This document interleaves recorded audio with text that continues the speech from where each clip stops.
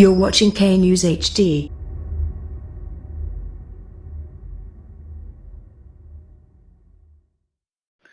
السلام علیکم، آپ دیکھ رہے ہیں کے نیوز چینل۔ خبر شامل کرتے ہیں شکوپورہ سے۔ ہمارے بیورو چیف طاہر خان کی رپورٹ کے مطابق صوبہ بھر میں کرونا وائرس کے خلاف اقدامات کو مؤثر بنانے کے لیے وزیر اعلیٰ پنجاب سردار عثمان بزدار کا اہم فیصلہ۔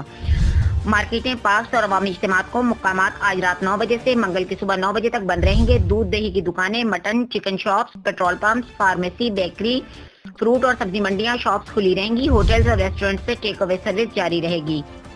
تمام محکموں کو ہدایت جاری کی جا رہی ہے، لاک ڈاؤن نہیں، سماجی فاصلے پیدا کرنے کا اہتمام کر رہے ہیں۔ ویکینڈ گزارنے کے لیے گھروں میں ہی رہا جائے۔ تعلیمی ادارے بند کرنے یا پارک، تفریحی مقامات اور مارکیٹوں وغیرہ میں رش بڑھنے کا وجہ سے فیصلہ کرنا پڑا۔ پنجاب بھر میں ٹرانسپورٹ بند نہیں کیا جائے گا۔ محکمہ صنعت صوبہ میں اشیاء ضرورت کی فراہمی یقینی بنانے کا اہتمام۔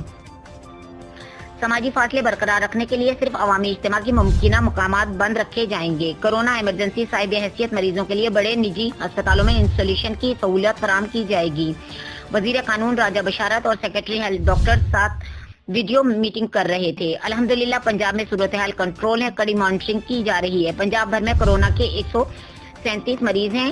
ڈیرہ غازی خان میں 106، لاہور میں 20، گجرانوالہ میں 4، گجرات میں 3، جہلم میں 2، راولپنڈی اور ملتان میں 1 مریض ہیں۔ صوبہ بھر میں مریضوں کا علاج کرنے والے ڈاکٹرز اور اسٹاف کے لیے 24,000 سے زائد گاؤن موجود ہیں۔ صوبہ بھر میں 7,60,000 گلوکوز، 9,44,000 سرجیکل ماسک، 9,20,000 ماسک میسر، طبی عملے کے لیے 5,000 گوگلز، 44,000 شوکورز اور 40,000 سینیٹائزر کا اسٹاک موجود ہے۔ کورونا کا علاج میں معاونت کے لیے چین کے ڈاکٹرز بھی آئیں گے۔ ٹیسٹ کی فیس کم کرنے کے لیے نجی اداروں سے گفتگو جاری ہے۔ لاہور میں 1,000 بیڈز کا کیمپ اسپتال قائم کیا جائے گا۔